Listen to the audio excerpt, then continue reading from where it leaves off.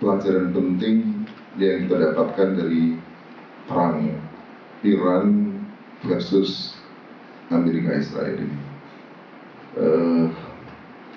Dan saya mengambil di antara sekian pelajaran yang beliau sampaikan tadi, ada satu poin penting yang saya kira perlu mendapatkan garis bawah, bahwa beliau mengatakan seandainya umat Islam bersatu. Mungkin perlu kita buat bukan seandainya ya. Bisa bilang apabila atau ketika umat Islam bersatu, maka akan bisa menghabiskan atau menyudahi, menuntaskan hegemoni Amerika dan kaum atau negara-negara kafir penjajah ini. Oleh karena itu, saya kalau dia sudah mendapatkan pengetahuan yang luar biasa dalam kondisi perpolitikan global saat ini, kita melihat lagi bagaimana sebenarnya prinsip-prinsip dasar yang harus dijadikan pijakan umat Islam untuk menyikapi itu semua. Ketika akidah yang Islam, akidah Islam, maka mereka menjadi ikhwah. Oleh karena itu, dasar akidah adalah akidah Islamiyah. Persaudaraan itu hanya terjadi antar orang-orang mukmin. Dan ukhuwah itu nggak ada ukhuwah kecuali ukhuwah Islamiyah. Jadi yang sekarang disebutkan ukhuwah wataniyah, ukhuwah basyariyah, itu nggak ada. Karena kata innama ini, ketika disebut innama ini hasr, berarti selain ukhuwah Islamiyah tidak termasuk yang disyariatkan. Ghairu masyru'ah. Jadi kata seperti innama shadaqatu lil fuqara'i wal masakini ila akhiri. Itu kata innama di situ memberikan lil hasr, 8 asnaf. Nggak boleh diberikan kepada selainnya. Demikian juga ayat ini ketika innama kata beliau Fahru Ar-Razi mengatakan lil hasr, maknanya la ukhuwata illa bainal mu'minin. Tidak ada ukhuwah kecuali orang-orang mukmin. Bahkan ditegaskan wa amma bainal mu'mini wal kafiri fala. Adapun ukhuwah ya antara mukmin dan kafir ditegaskan fala, enggak ada. Mengapa? Li'annal Islam huwal jami'u. Karena Islam itu adalah yang menyatukan. Lalu kemudian disampaikan tentang bagaimana ketika ada seorang muslim dia punya saudara yang kafir, maka hartanya untuk orang muslim dan bukan untuk saudara yang kafir. Ini bukti yang diantara yang ditunjukkan bahwa yang menjadi dasar ukhuwah, dasar persatuan kita adalah akidah Islam. Dan ketika Allah menyebutkan innamal mu'minuna ikhwah, ini menunjukkan betapa dekatnya antara orang mukmin itu seolah-olah seperti saudara kandung. Sehingga semestinya namanya saudara itu ada mahabbah, ada saling tanasur, saling menolong, saling berikan perlindungan. Sehingga nggak ada ceritanya orang muslim untuk mendapatkan perlindungan harus minta perlindungan kepada muslim yang lain, karena tanpa minta perlindungan saudara berikan tanpa harus minta. Itu contohnya. Dan kalau kita lihat Allah SWT pada saat yang sama juga melarang keras menjadikan orang kafir sebagai wali. Wali itu bahasa Arab bisa berarti nasir, penolong, hadif, sekutu, as-sadiq, teman dekat. Ini menunjukkan kepada kita bahwa akidah itu sekaligus dari pemisah bainal mukmin wal kafir dalam soal menjadikan mereka sebagai loyalitas. Ini saya kutipkan saja supaya saya tidak dianggap menafsirkan sendiri apa yang dikatakan oleh Al-Qurtubi dalam tafsirnya. Dhahiru hadhil ayati annaha khitabun li jami'il mu'minin kafatan. Ayat ini secara eksplisit memberikan khitab keseluruhan pada seluruh kaum muslimin kafatan, secara keseluruhan. Apa itu?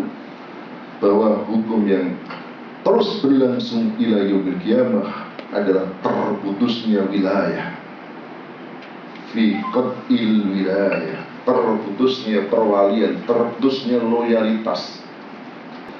Kenapa sekarang misalnya kita bisa atau sini mau memihak berpihak kepada Australia, kepada Amerika, mau ke Eropa, itu karena di sini dasarnya ini.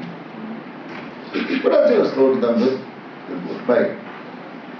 Illa taf'aluhu Tidak. Jika kamu tidak mengerjakan itu, mengerjakan apa ya? Illa taf'alu. Nanti saya terangkan. Illa taf'alu itu bisa artinya tidak mengerjakan seperti yang dilakukan orang kafir. Apa orang kafir? Mereka saling menjadi pelindung bagi sesama yang lain. Illa taf'alu. Karena dalam ayat sebelumnya disebutkan ulaika ba'duhum awliya'u ba'd. Orang mukmin itu menjadi wali bagi sebagian mukmin yang lain. Jika kamu tidak melakukan itu, takun fitnatun fil ardi fasadun kabir. Jika kamu tidak menjadikan orang kafir sebagai orang mukmin sebagai wali, maka akan terjadi fitnah di bumi dan kerusakan besar. Saya kutip apa yang dikatakan oleh As-Samarqandi wa qawluhu illa taf'aluhu yakni wilayatul mu'minin lil mu'minin. Jika kamu tidak mengerjakan itu apa? Wilayah orang mukmin hanya kepada orang mukmin dan sebaliknya kafir kepada kafir. Ini maknanya. Berarti memang ayat ini memberitakan kepada kita sudah orang kafir itu memang saling bantu. Dan semestinya umat Islam saling bantu di antara mereka, saling tolong, saling melindungi.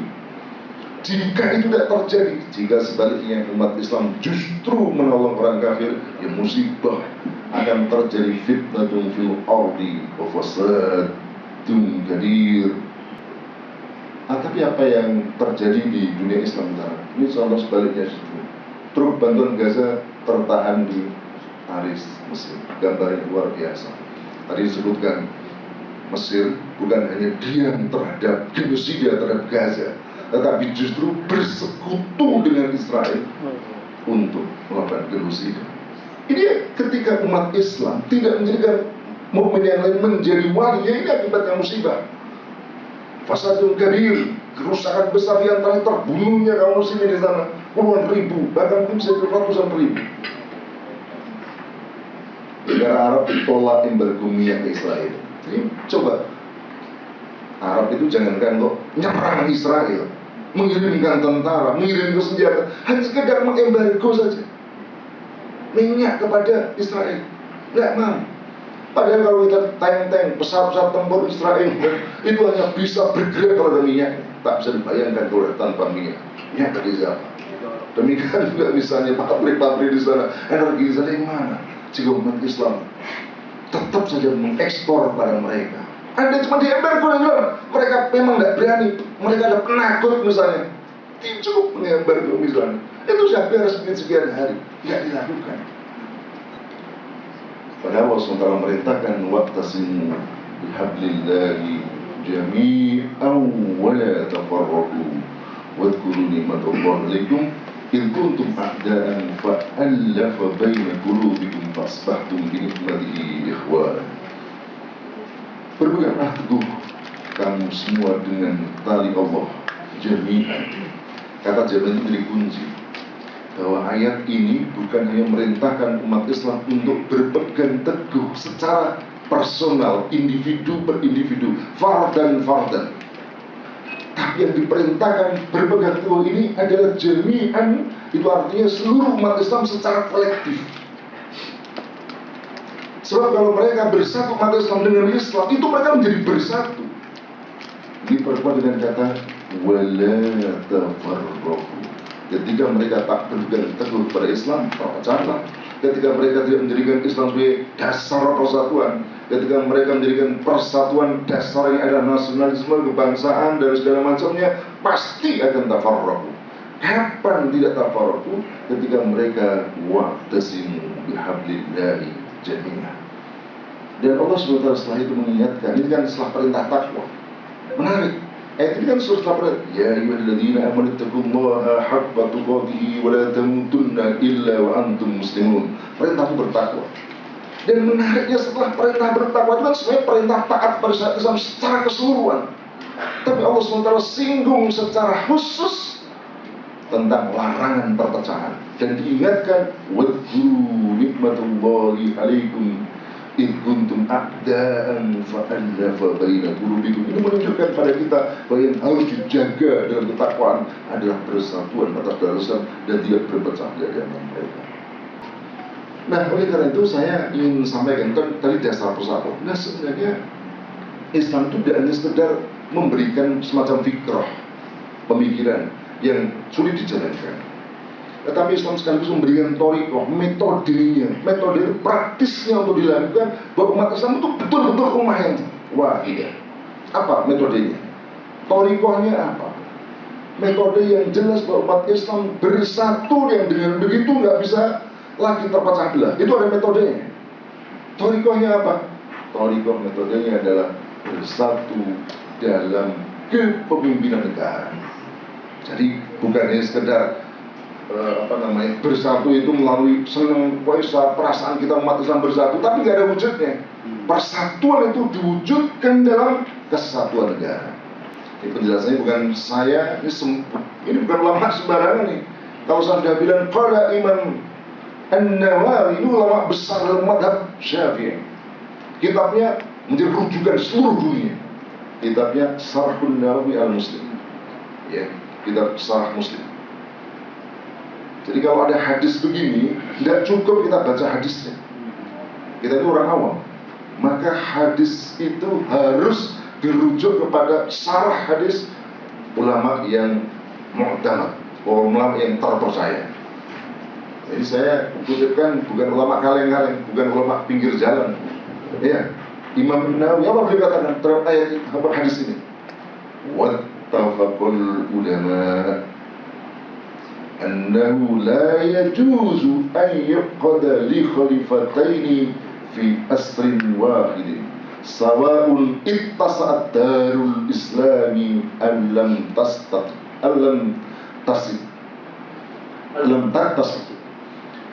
Beliau mengatakan wattafaqul ulama itu telah sepakat. Kalimatnya itu wattafaqul ulama. Biasanya kalau itu khusus pendapat madhab Syafi'i, beliau mengatakan wa qala ashabuna. Para ulama-ulama madhab Syafi'i kemudian qala ashabuna, begitu. Beliau tidak kemudian qala ashabuna, enggak. Para ashabuna, enggak. Beliau mengatakan wattafaqul ulama. Para ulama itu sepakat. Tidak boleh diangkat dua orang khalifah dalam satu masa, sama saja apakah Darul Islam itu meluas atau tidak. Berarti sempit meluas, tetap saja pemimpinnya harus satu. Rasulullah SAW berada di Madinah, satu pemimpin. Meluas sampai Jazirah Arab, satu pemimpin. Pada masa Umar sampai Mesir, satu pemimpin. Zaman Umar sampai Palestina, pada itu sampai Persia, pada zaman Utsman sampai Armenia, tetap satu pemimpin. Coba bayangkan, wilayah yang seluas itu, lebih luas daripada Indonesia, tetap satu pemimpin. Diteruskan pada khilafah berikutnya, termasuk khilafah Utsmaniyah, 2/3 dunia ada di genggaman, tetap satu pemimpin. Ini sebenarnya yang menjadikan umat Islam bersatu. Dan karena beliau mengatakan ittafaqul ulama. Nah sekarang terakhir sebelum ini, bagaimana langkah untuk menyatukan? Nah ini wal takum minkum ummatu yad'una ilal khairi wa ya'muruna bil ma'ruf wa yanhauna 'anil munkar wa ulaika humul muflihun. Tidaklah ada di antara kalian ummah.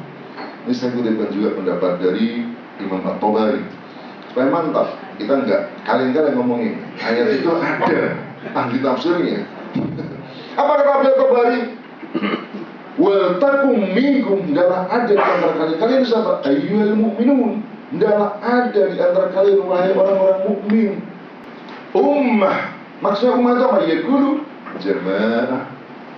Maksudnya hendaklah ada di antara umat kaum muslimin itu ummah, yakni jamaah, itu kelompok. Jadi hendaklah ada ummah, ada jamaah, ada kelompok di antara kaum muslimin.